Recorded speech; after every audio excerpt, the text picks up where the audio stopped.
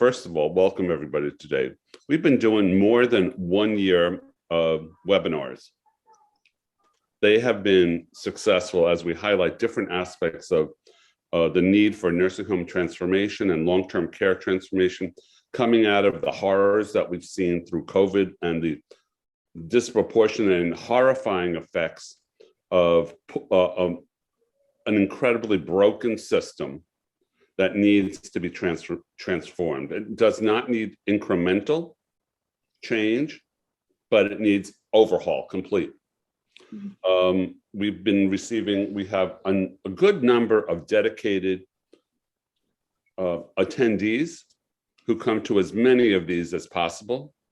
And what we're finding is that there's an enthusiasm for these webinars and an opportunity to learn more. Just today, I was speaking with one of our regular attendees, and she was saying that she didn't understand the complexity of the issues that we're raising from a personal point of view. She knew everything was not good, but didn't understand how complicated it might be.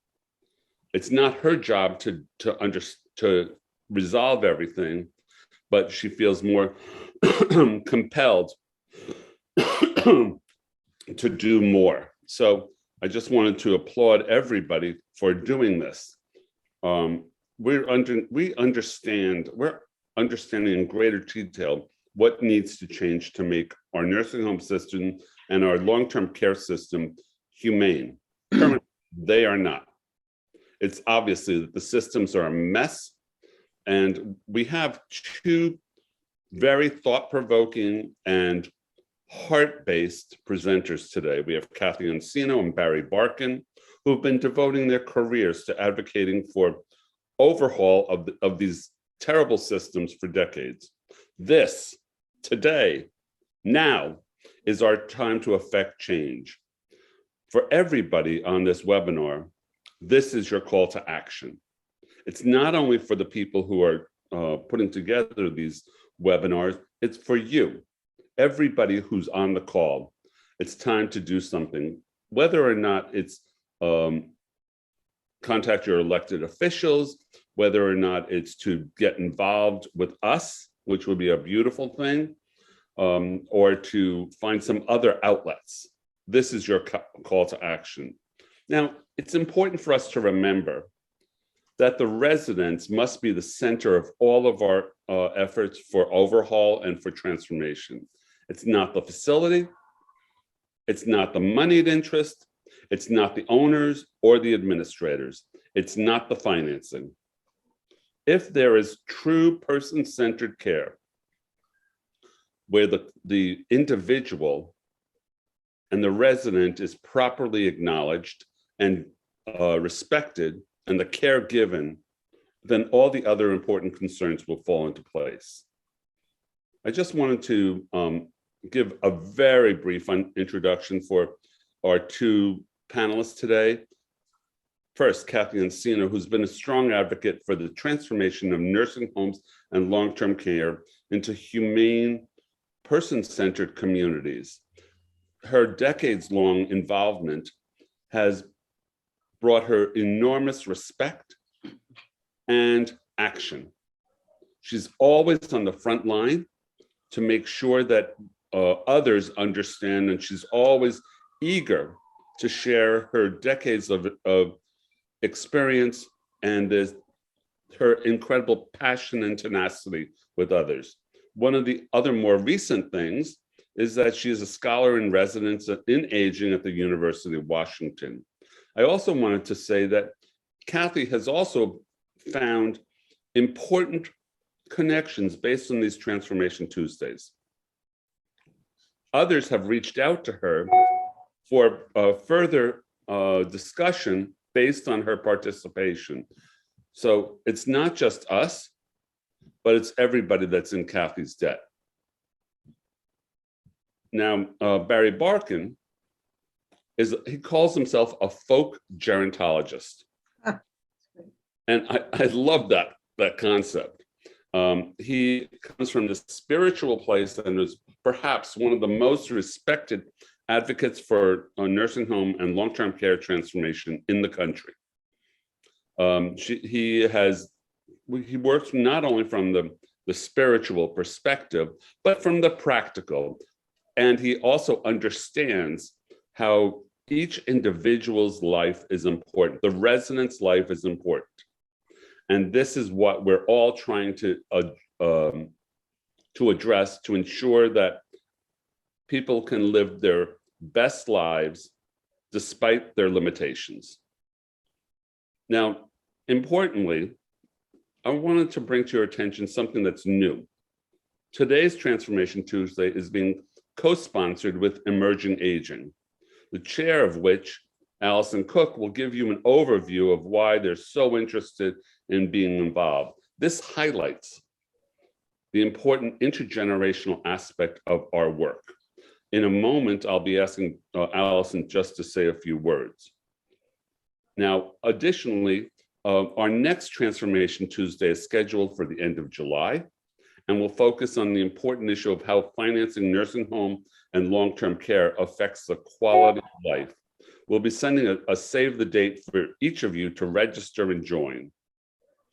As I was mentioning a moment earlier, we received consistently inquiries about our Transformation Tuesdays, and to assure that people can continue to stay connected with us. We want you to give us your comments, and also to provide us with a statement of what actions you may have taken to support our efforts and the efforts of our partners and supporters. Now, on a slightly different note, just last week, Grey Panthers had been asked to participate in a conference in Rome, Italy. And this was to assess the progress of one of the UN global frameworks for aging.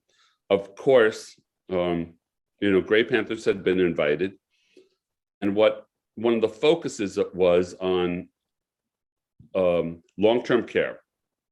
So we're going to be, we, Grey Panthers, is being invited in a number of different realms to participate in various aspects of long-term care advocacy at the global level. I spoke to people from the Ukraine, from Lebanon, from the US, and from elsewhere.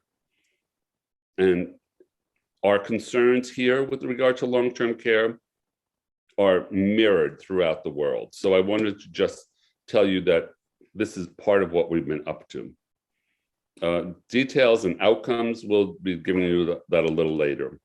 Now, within a week, we expect to be able to provide everybody access to a recording of this webinar, because we have a library of these recordings, by checking our YouTube channel, which is called Grey Panthers NYC.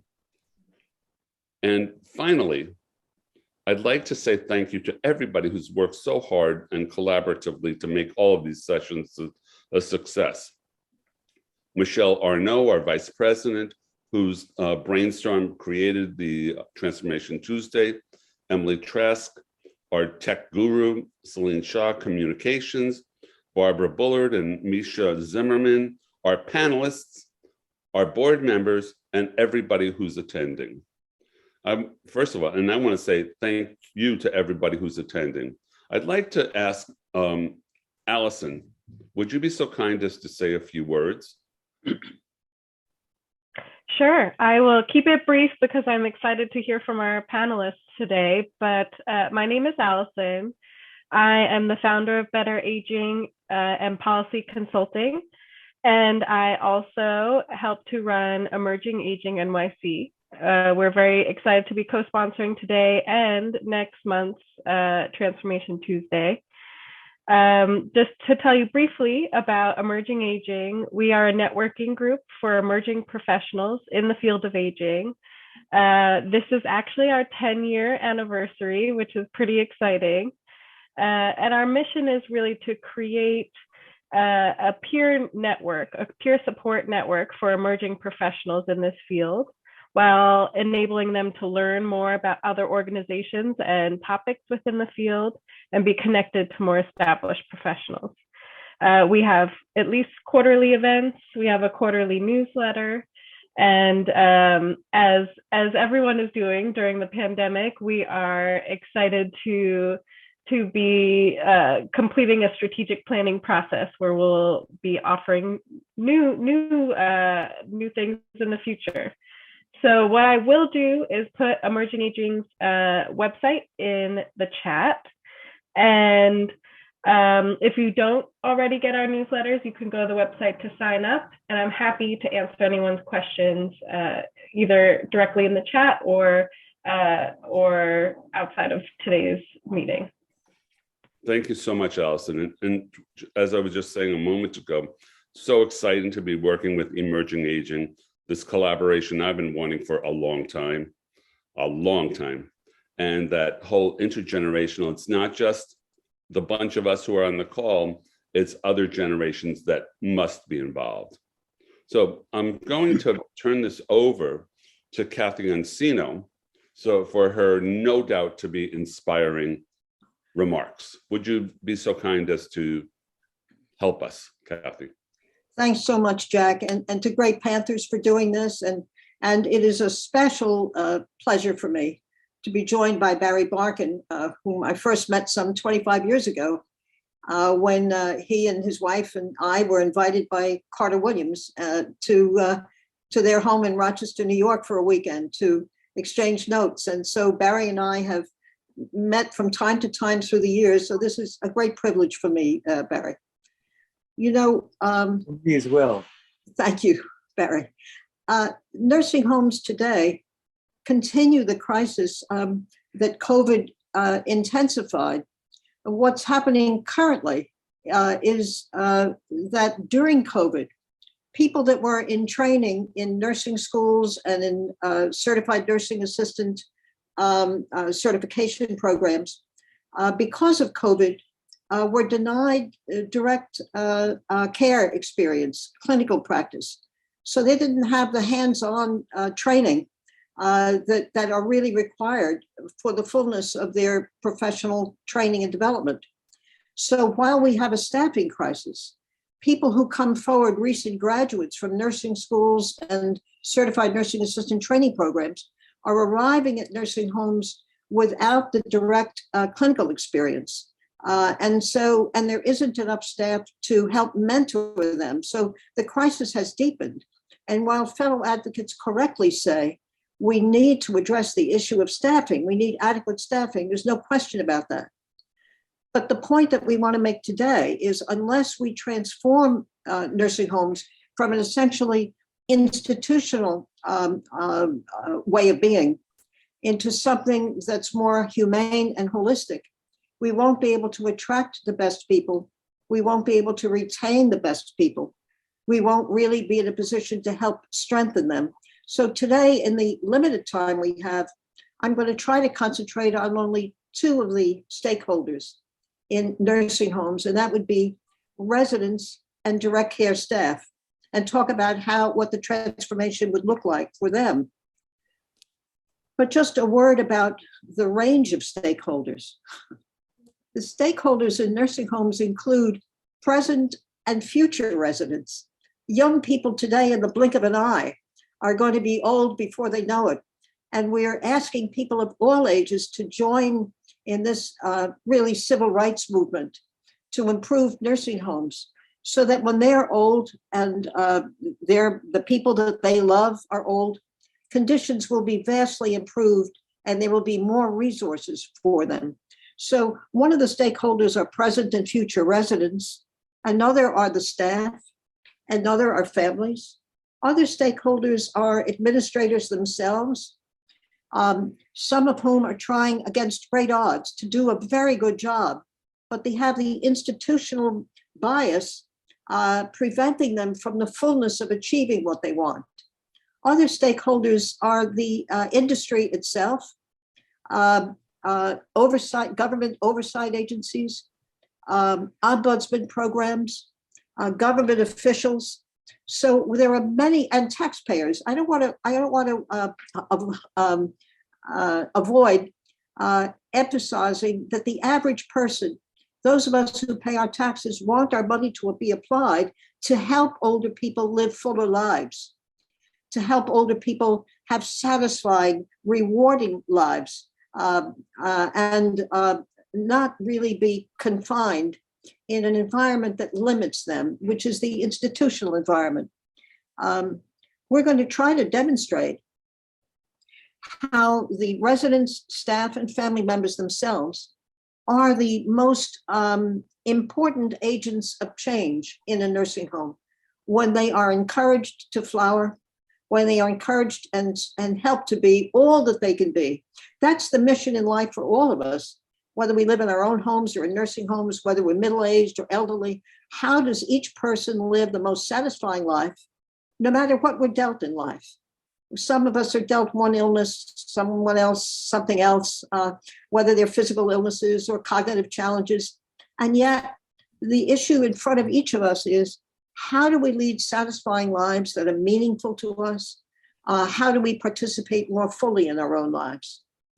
So I want to tell you that of my experience, which was really intuitive, and I had no idea of what nursing home residents were capable of.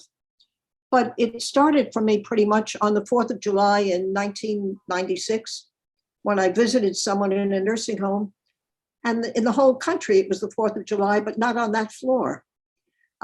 People were depressed, lined up against the wall. Some of the men were screaming, were cursing, others were yelling at them.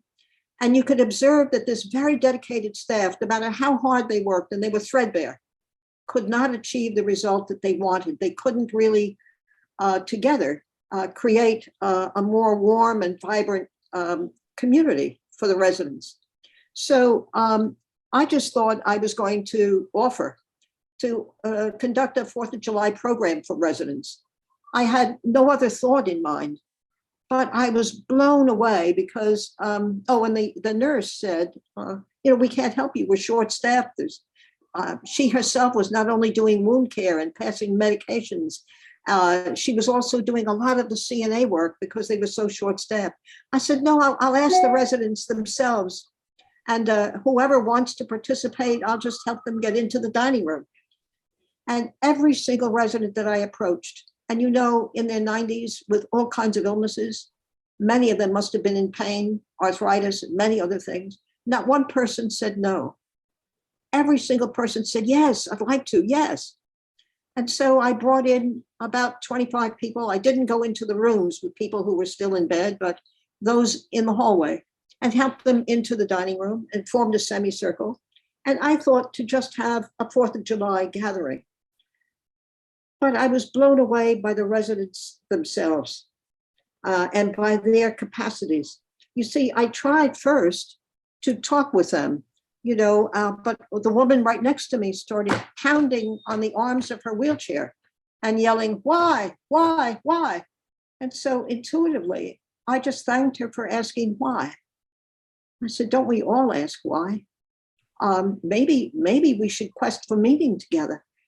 And she looked surprised, looked up at me, smiled, looked happy. And I saw the residents looking at each other and kind of smiling. And one man said, and I thanked him because he's reminding us that in our group, every person counts. Every voice matters. Now they're really looking at each other.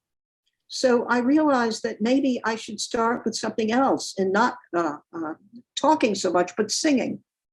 So I said, it's the 4th of July, and I wonder if we could sing, do you know my country, 'tis of thee?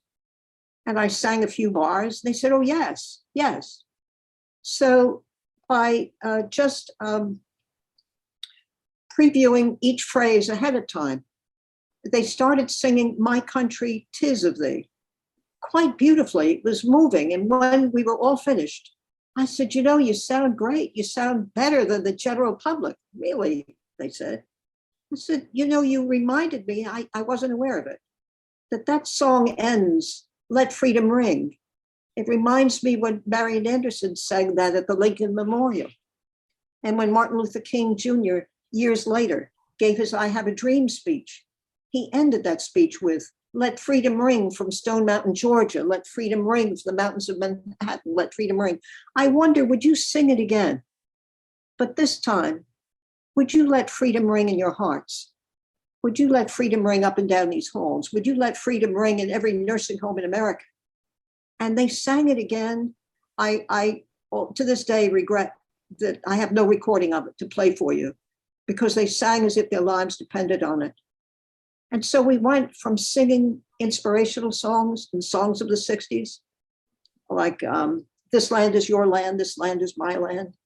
And, if I had a song to sing, I'd sing about justice, I'd sing about love between my brothers and my sisters, all of those songs, beautiful songs. And then we had some fun songs, like "Give My Regards to Broadway, Remember Me to Herald Square." And a man said, oh, no, before we get, I'll tell you what he said. He said, instead of singing "Remember Me to Herald Square," he said, "why don't we sing Remember Me to Harold Square? Because my friend Harold here, one of the residents." And Harold beamed and he said, "Yes." So we sang "Give My Regards to Broadway, Remember Me to Harold Square," and everybody cheered. And then one man said, "My name," wait a minute. He said, "My name is Herman and I'm 96. And I don't think we're allowed to have fun like this." So I said, "Well, what do the rest of you think?" And one man said, "Well, my name is also Herman and I'm 98. And I think it's okay." And the first man said, "Well, since he's much older than I am, he's 98. I think it's okay too." So the residents started laughing, the humor of the moment. And I'll have to cut it short because I want to get to the staff part. And I know we have a time limitation today. But you need to know that from singing, the nurse on the floor came to me and days later said, "Cathy, for days, the staff and I see such a change in the floor. Residents are humming. There's joy here. They're talking to each other. They're so much easier to care for." And you should know, I didn't know at the time, the director of nursing subsequently told me that this unit had more union grievances on one floor than all the units from this 815-bed facility combined. So it's really important that this hardworking staff, a really tremendous staff, have the opportunity to see residents encouraged. And then they said to me, "Can you help us do this too?" And that led to a transformation in work with staff that I want to tell you about. But before we get to that, just on the residents, it's so important to know that we went from singing to poetry to talking about current events, singing always songs of every part of life, of human experience, songs of getting to know you, Rodgers and Hammerstein from The King and I, lots of different songs, but a range of things, romantic love, ending with Kurt Weill, with beautiful songs of Kurt Weill. "These days dwindle down to a precious few. September, November, these precious days I spend with you." Beautiful stuff. But in addition to singing, we talked about current events, we talked about holidays past, we talked about everything. And I was astounded at the capacity of residents to learn melodies. So not every person in this group knew "Lift Every Voice and Sing" or Passover songs or, just a range of things. And yet from week to week, the capacity to remember melody was astounding. So the field of research is ripe for saying, how do we encourage people? How do we strengthen people regardless of cognitive decline and physical decline?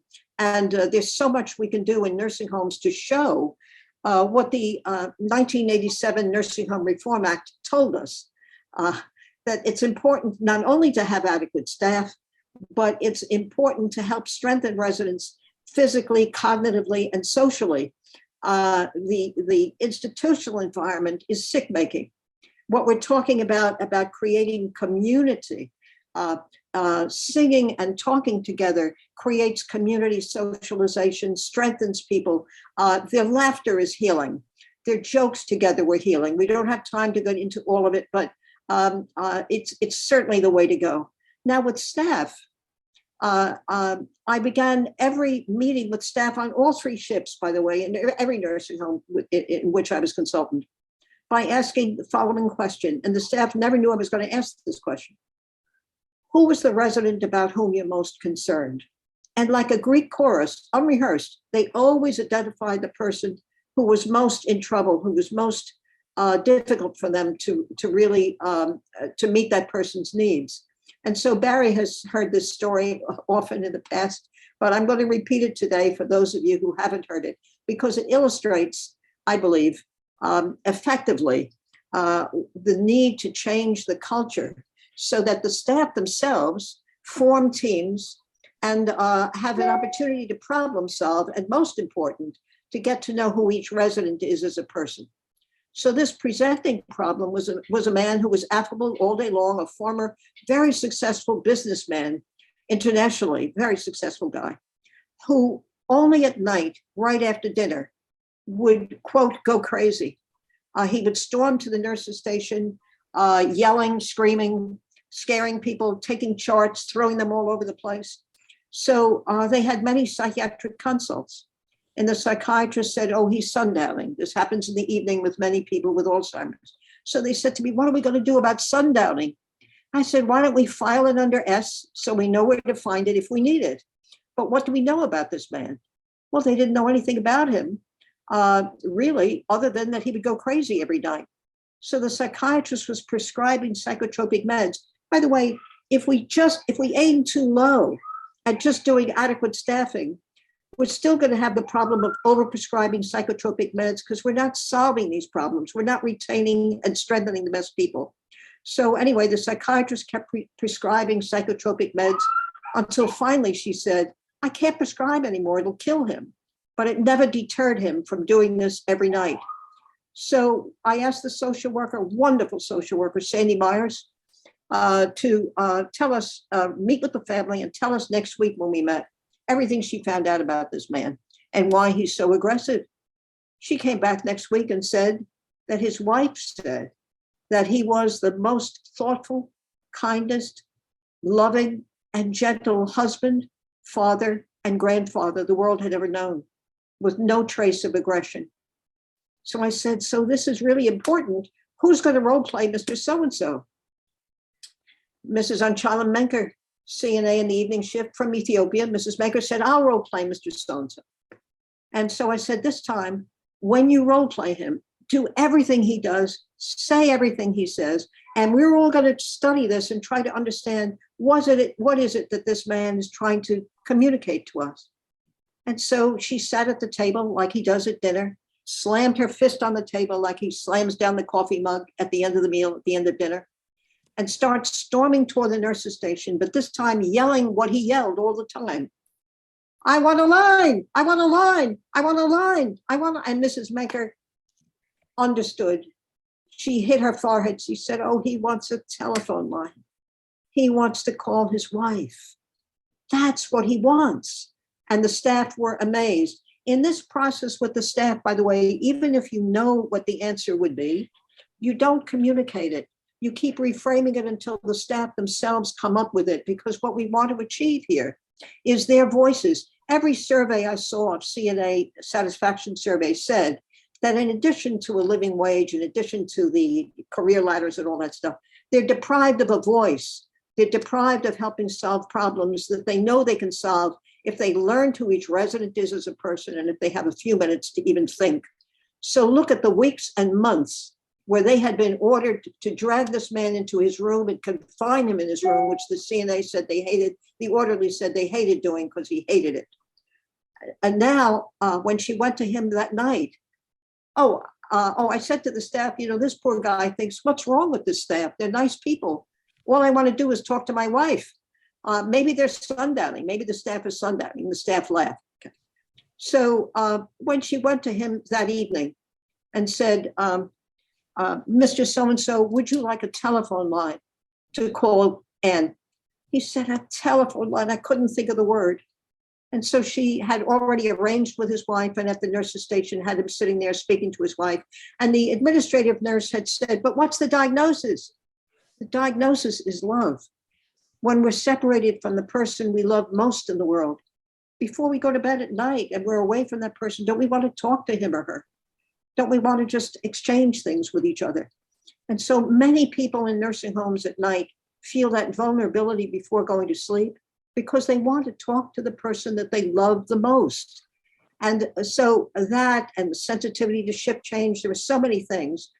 But this process with the staff, I call it being the guide by the side, not the sage on the stage, because we want to keep encouraging the staff to themselves discover what is it that this resident is seeking? What does this man want? He just wanted to talk to his wife before he went to sleep. And by the way, she said, now I can finally sleep at night because he and I have a chance to talk and visit and say things to each other.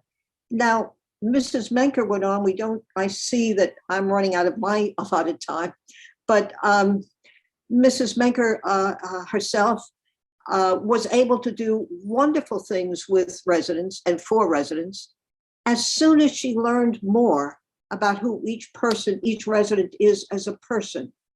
And absent that information, we're depriving them of the tools they need in order to be their most humane selves. So I hope this is useful to you. You know, this is the 4th of July coming up. And Jack talked about a call to action. So for me, this whole business of barbecues and fireworks and stuff just doesn't have that much meaning for me. But the fact that our country is engaged in an epic struggle now to determine what kind of people we want to be, what kind of country do we want to be, that to me means that the 4th of July could represent in nursing home transformation the launching of our civil rights movement, because we hold these truths to be self-evident. The Emancipation Proclamation says that all men are created equal, that we're endowed by our Creator with certain inalienable rights, life, liberty, and the pursuit of happiness. And we don't want people who cross the threshold into a nursing home to be deprived of life, liberty, and the pursuit of happiness, to engage in their fullest selves, to have agency and voice. It's when either any of us are our most creative, resilient selves, that we feel empowered and have a sense of our own worth and dignity and self-esteem. Same is true for nursing home residents. So culture change says that instead of this thing of long-term care, right, it's really what are the services and supports that each person needs in order to be contributory, in order to socialize, in order to be expressive, in order to help create a vital community where each other can thrive. Thanks very much. I hope we can continue this sometime. Cathy, I'm almost speechless.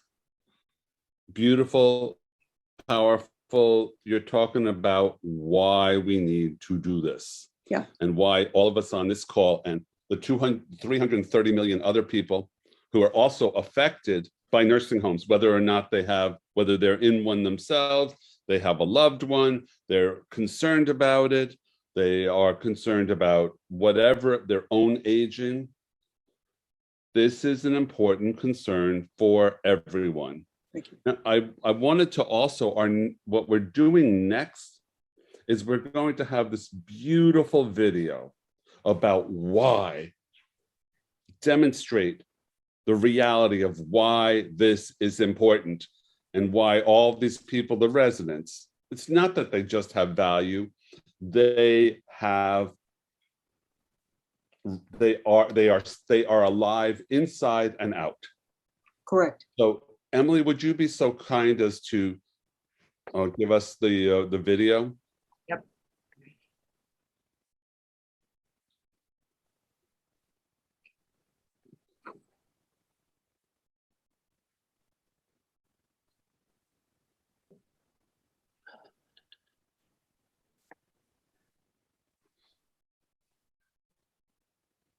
Sorry for the delay, but that's not everything works immediately.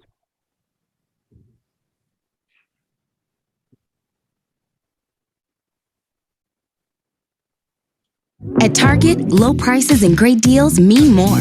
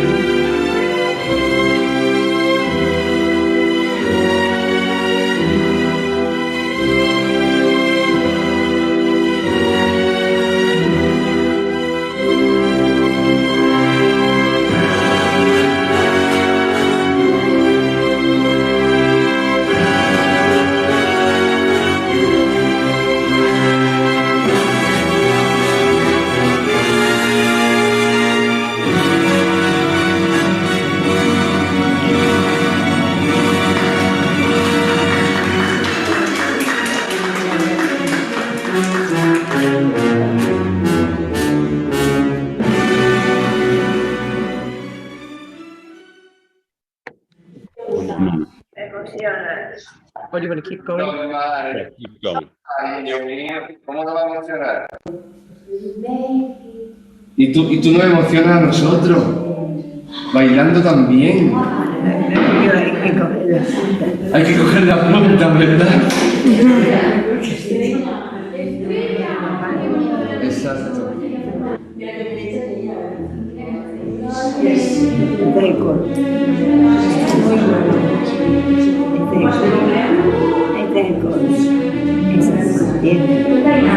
Eso es más piernas, ¿no?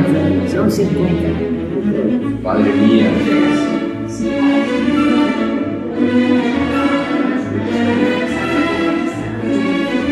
Eso es.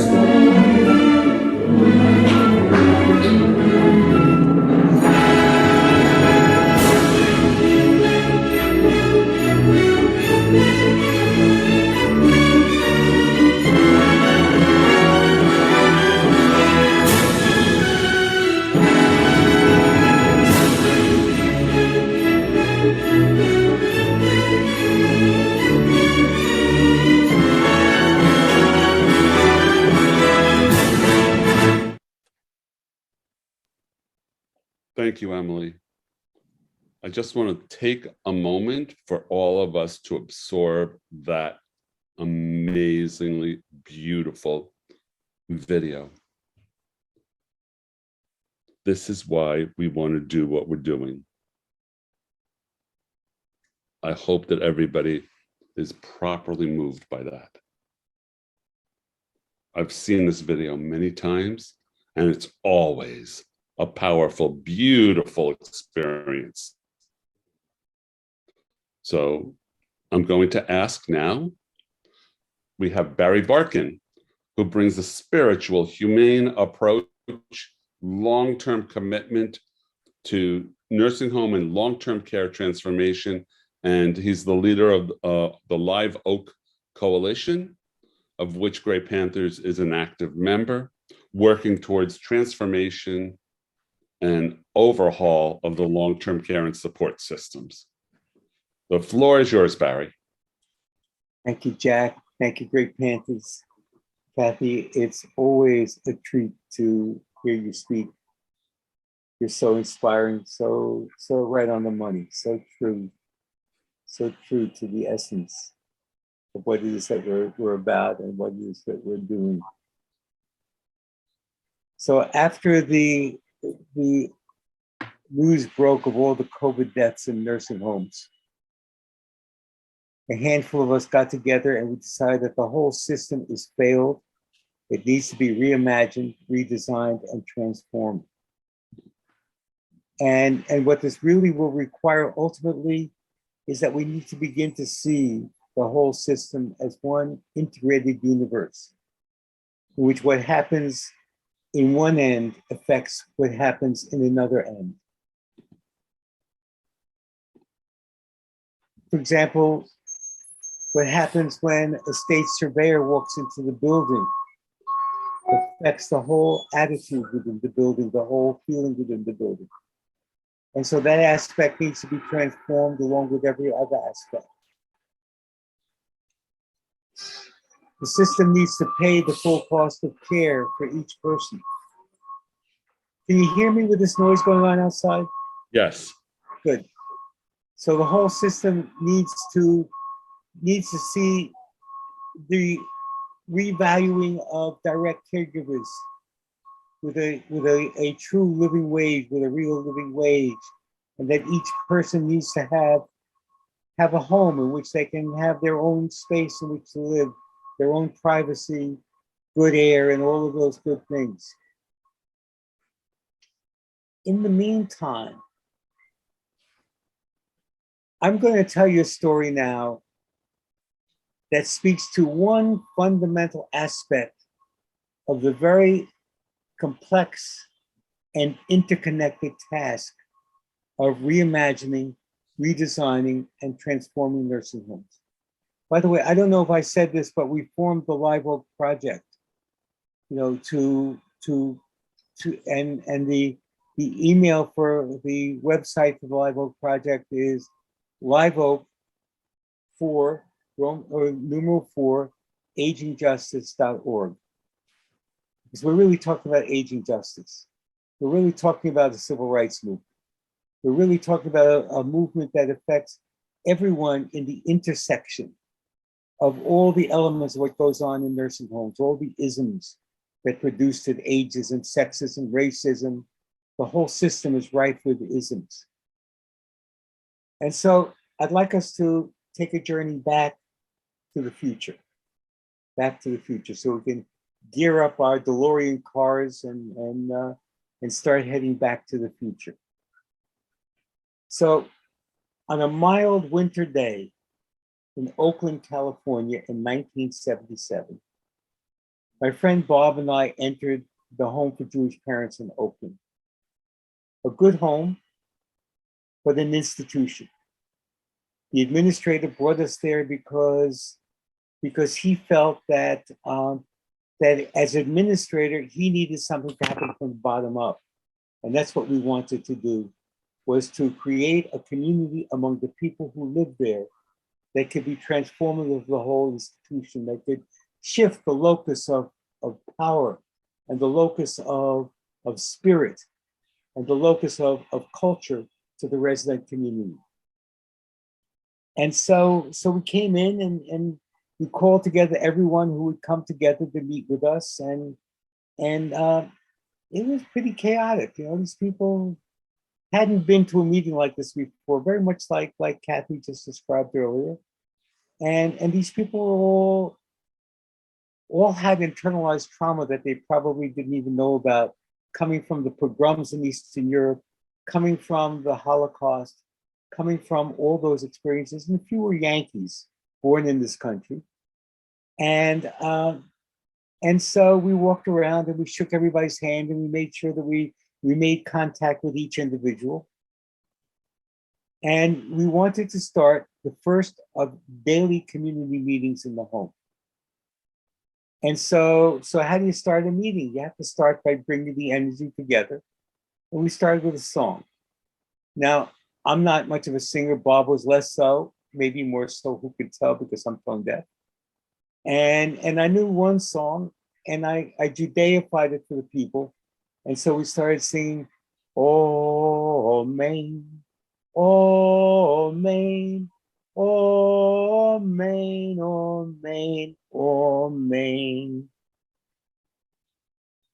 We bantered a little bit with the people, and the people were, one person yelled at another person. One person said, "Yeah, I shut up, you speak too much." And it was like that. It was a little bit crazy. And we said to the people there, "How do you see yourselves?" And there were a lot of answers that could be summed up by one woman who said, "You see that piece of furniture over there? I'm like a piece of furniture. They even move me without asking me." And so we said, you know, this may very well be true, but to us, you're the elders of the people.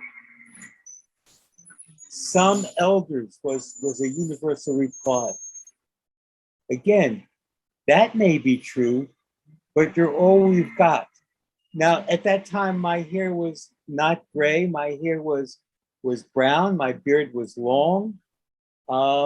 You know, I was pretty much a counterculture dude, and I had this passion, this need to transform aging, to transform the role of elder in the culture.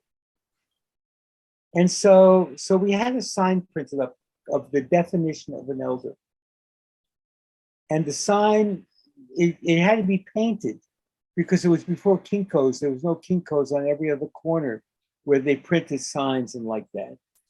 And the sign was the definition of an elder, and we took it off the wall and we asked for somebody to read it. And one woman, her name was Mrs. Brill. Never forget her. She stood up, and with great dignity and a little bit of a Polish Yiddish accent, she read, "Live Oak definition of an elder. An elder is a person who is still growing, still a learner, still with potential, and whose life continues to have within it promise for and connection to the future. An elder is still in pursuit of happiness, joy, and pleasure, and her or his birthright to these remain intact.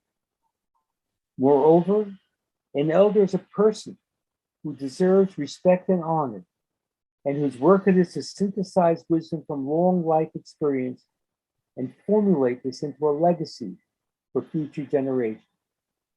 An elder is a person. An elder is a person. You know, one of the things that motivated us in this work, we were struck, Bob and I were planning for over a year to begin this work. We were struck by the photograph of an African-American man after Dr. King was killed, a sanitation worker. And he had a sign that said, "I am a man. I am a man." And so what we needed to do was to shift from seeing people as patients at that time to as elders, as people, as persons.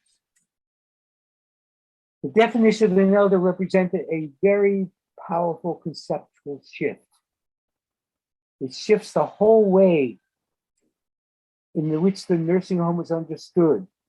It changes the construct from the medical paradigm, where it's like it was formed as an extended hospital, where people came and were treated not as people but as patients, to a place where, of course, you have to deal with pathology and what's wrong with people physically and emotionally and mentally, but it shifts to creating environments that address pathology but are primarily designed to facilitate well-being,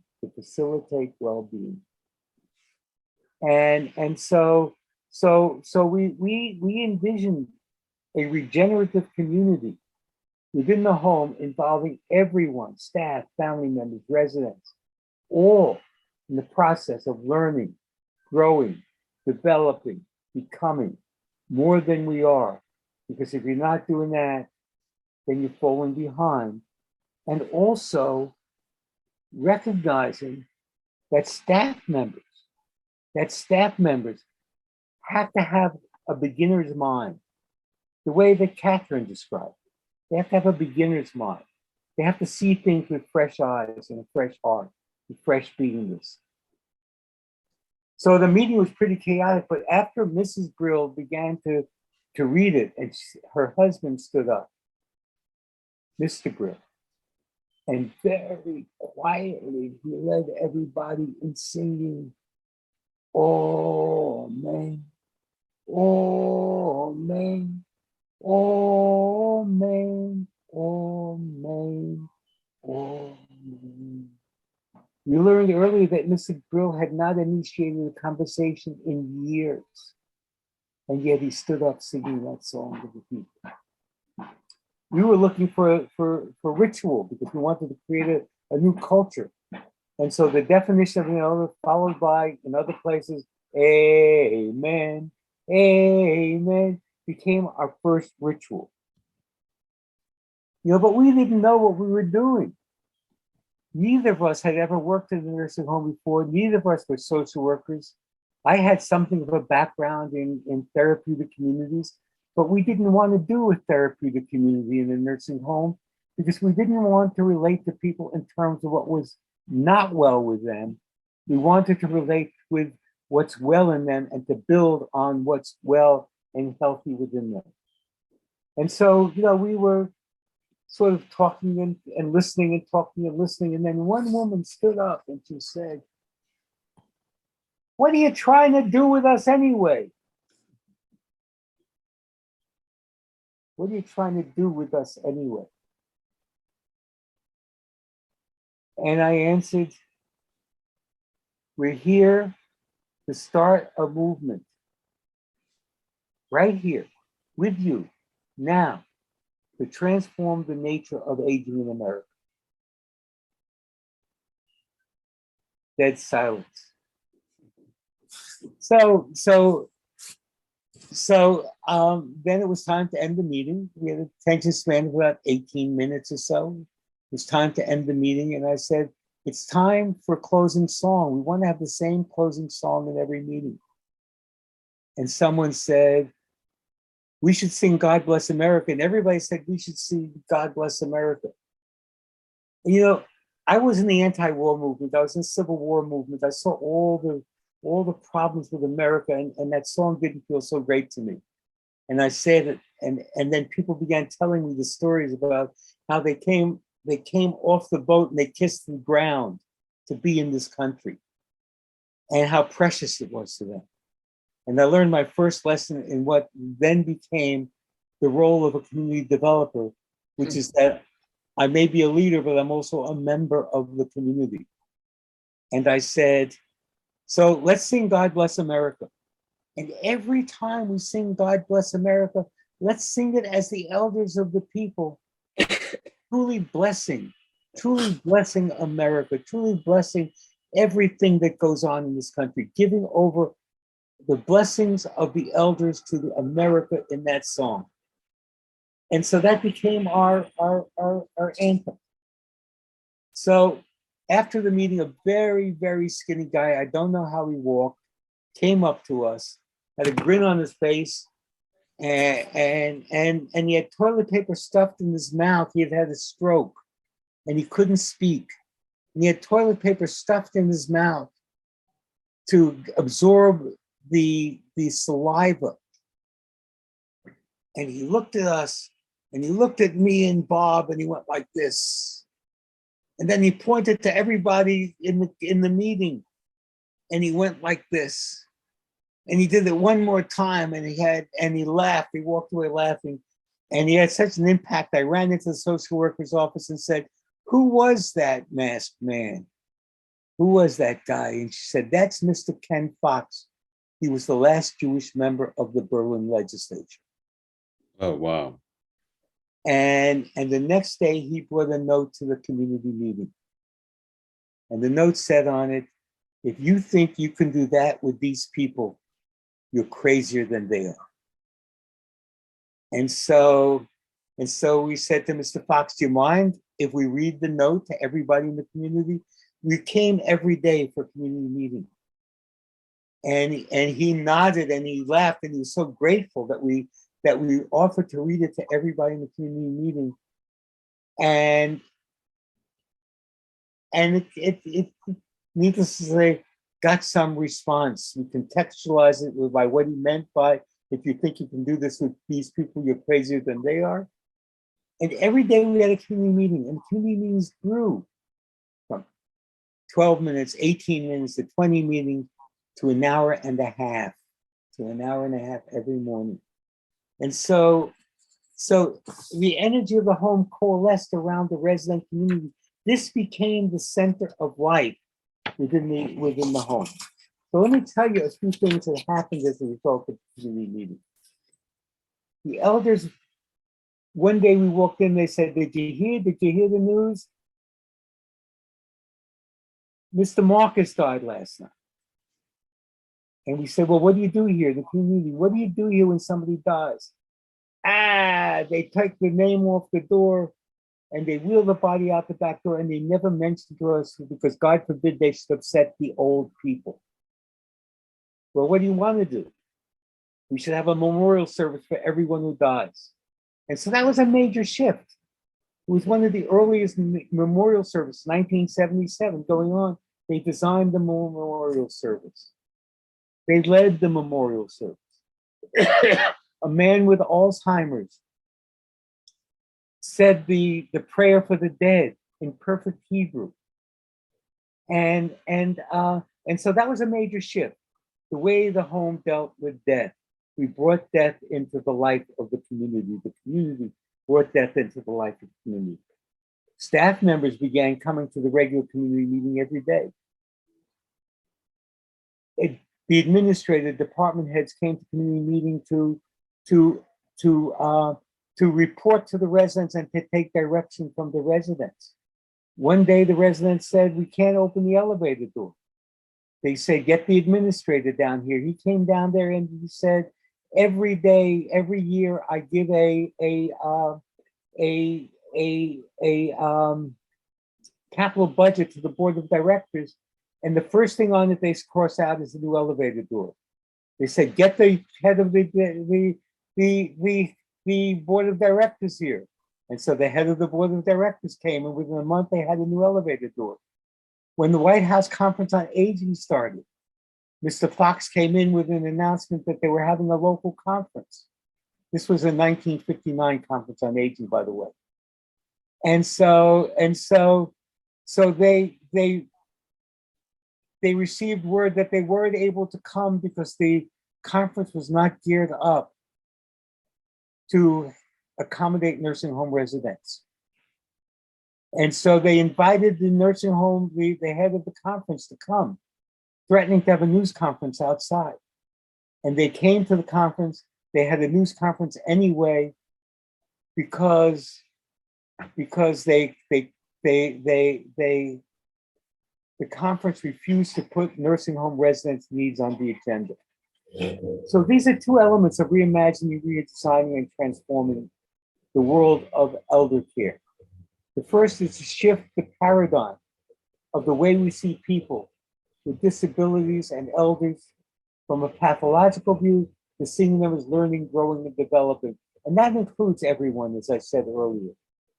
And the second is to consciously empower communities to develop communities, work to develop communities within the homes that empower and unleash the potential of the elders, people living with disabilities, and of the staff. And so I just want to say, imagine that we're in Star Trek and we have to come up with our prime directives. So I would like to leave you with two prime directives for what we need to do in order to shift the paradigm. The first prime directive is that everything we do should support the human spirit of each person to thrive. And the second prime directive is eliminate all policy and practice that diminishes the human spirit. From Washington, D.C., from the halls of the bureaucracies to every home. And in the end, it's all about the spirit of each person. Managers, regulators, certified nurturers, licensed personnel, family members, and especially the elders and people living with disabilities whose growth and well-being the home is entrusted to preserve and build upon. Thank you so much. It's my privilege to be here with you. Barry, thank you so much for these beautiful reflections and pointing out, giving specific examples as to why we're all here together and why we need to do what we're doing. What I'd like to do now is to invite anyone who has a comment or a question to please speak up. I'm hoping that there will be someone, because there was so much beautiful attention today on the love that we need. I have a question. Yes, Celine. Celine, hi, I'm from Grey Panthers. I've been volunteering for a while here, and it's been a great experience. My question is, what is the direct next step for your average grassroots activist who cannot imagine what is going on in our country? Thank you. Let's start with Barry on that one. You know, the universe of elder support and services is so vast. And so I really think that for each of us, we need to decide where we are in that universe and to figure out what we need to do next, whether it's writing a congressperson or whether it's the National Academies of Engineering, Science, and Medicine just released a major report on the transformation of nursing homes. And by the way, that report took 600 pages to flesh out what we said in the first 600 words of the call to action of the Live Oak Project.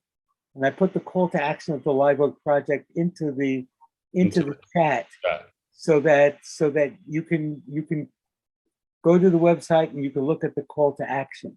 But in whatever area we're interested in, the wages for direct care workers need to rise. This may be the single most important thing that needs to go on most immediately, is to raise the wages of people who deliver that care day in and day out. Their role needs to be reimagined to being people who care not just for the body, but for the mind, the spirit, the relationships, of each people, of each person. Thank you. So, I also wanted to ask Cathy, would you be able to respond to Celine's question? Yes, I mean, I think Barry's point about each person deciding where it is that each person sits in our communities, among our colleagues, what we do for a living, people we know. I mean, I think when somebody says, gee, what time is it? We can say it's time to change the culture in aging. It's time to help promote justice for older people. So I think we could send, for instance, when this is available on YouTube, people can, on the Great Panthers YouTube, we could invite everybody to send that to everyone on their email list and say that there's, there are possibilities for change. And when we don't initiate anything, when the public is passive and feel, oh, I don't know what to say, I don't know what to do, you just keep sending these things out, because it's really up to us to create the street heat so that government officials pay attention, so that oversight agencies pay attention. We didn't even have time today to get into the great financial disincentive to providing good care. There are so many aspects of this that we can continue to elaborate on in future meetings and keep sending it out. And as people listen, people have begun to invite me, can you help us with this nursing home? Can you help us with that nursing home? Just keep spreading the word, whether it's writing letters to newspapers, sending to all of your close friends and neighbors and colleagues, so that we can begin to effect needed change. I look forward to discussions with a number of you. I see Cynthia Rudder is on. I can't wait to talk to her in a week or two. We're going to put our heads together on some of the financial disincentives to providing good care. Cynthia is an expert on this stuff and really has good advice.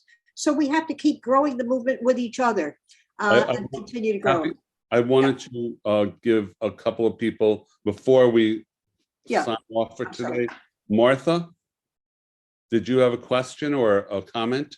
Yes, I did. Hi, I'm Martha. I'm a social worker. I work for hospice. I was a nursing home social worker before, and in hospice, some of my patients are in nursing homes.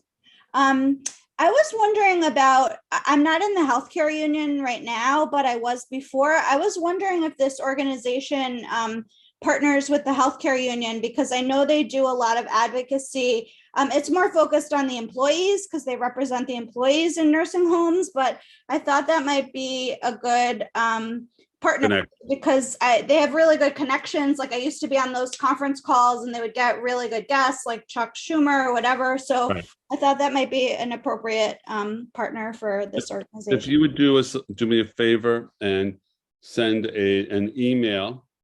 It's a good suggestion. Yes, we have been in touch with SEIU and some of the other. That was 1199 SEIU. That was my healthcare union. So if you would send us an email with your suggestions, that would be greatly appreciated. You could send it to jack@greatpanthersnyc.org. jack@greatpanthersnyc.org. Okay, thank you. Cynthia, you had a question or a comment? I have a question. As you know, many family members and residents are in facilities that do not have culture change. And I've been working with some family members who can't really move. The residents can't move. They're going to stay in that facility for lots of reasons.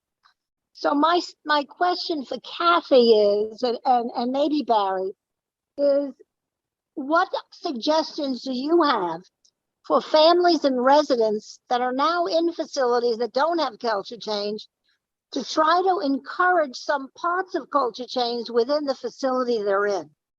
But before they get to answer, Cynthia, I wanted to also reflect on what you're saying, because that's one of the things that we're hoping to do, is to build some sort of a resident-centered initiative, family and residents, so that they can be the ones who are the voices, not only within the facility, but for greater policy change. That seems Well, to be actually, you know, it's interesting. I'm a consultant for statewide Senior Action Council, and we're doing something somewhat similar to that. And that's what I was talking about. Yeah, right. Right. So if you, Barry and Cathy, if you could briefly respond to Cynthia, and then I'll make a final comment. Well, I could just start by saying that concerned family members can do so much. When I started in that facility, that 815 bed facility, I was visiting someone. You know, in other words, I wasn't part of staff, nor was I a consultant, but just saw a need and tried to do something that day, and was on that 4th of July, and was blown away. Family members might just start singing with their relative and a few other people. Someone else might start an indoor gardening club of some kind. Someone else, I mean, there are so many things that we can do. I also didn't say, so I'm going to use this opportunity to say, that in the community meetings I had with residents, they got to discuss enormous things, even though 70% of the people had Alzheimer's and 30% severe illness. So for instance, there was a time when I said, you know, the 92nd Psalm says they will bring forth fruit in old age and they will stay fresh and green. Was the psalmist wrong? How do we grow in old age? How do we stay fresh and green when some of us can't hear so well or walk so well or see so well or remember? And one man said, Cathy's not talking about the body. He's talking about the soul of the older person.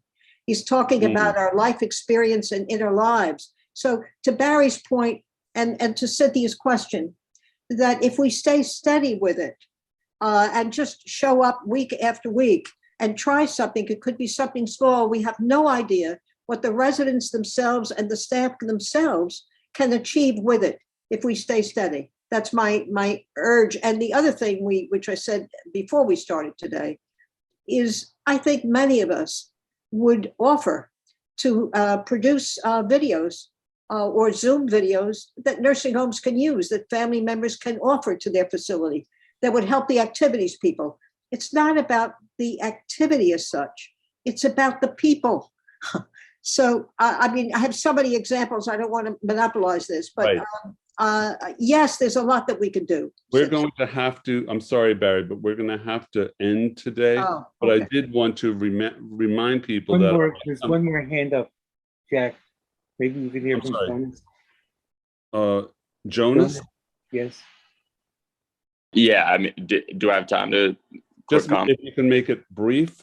Yeah, just want to make quick. I'm partially just a fire up, something I'm excited about. But Cathy, we had spoken, I think, a little bit about this over the phone.